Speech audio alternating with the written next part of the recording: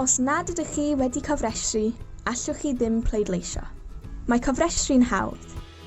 Cyn belled eich bod chi dros 14 mlwydd oed, fod gennych chi gyfeiriad yng Nghaerdydd, a'ch bod chi'n dinesydd Prydeinig, Gwyddelig, IE, dinesydd o'r Gymamlad neu'n dinesydd tramor gymwys, gallwch gofrestru.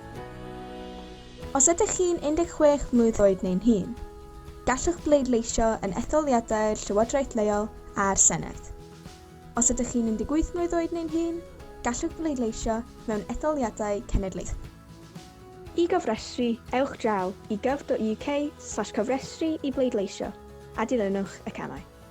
Dim ond 5 munud mae'n ei gymryd. Llenwch pwy ydych chi a ble ydych chi'n byw.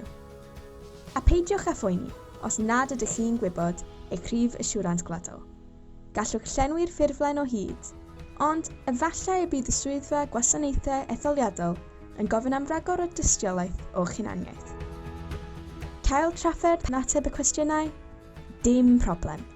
Gadewch eich e-bost neu'ch rhif ffôn a bydd eich gwasanaethau etholiadol lleol yn cysylltu â chi. Bynnag fyddwch chi'n ei benderfynu. Ewch ar-lein, cael y ffurflenni, ei llenwi a'i anfon yn ôl. Felly ewch amdani. Cofrestrwch heddiw.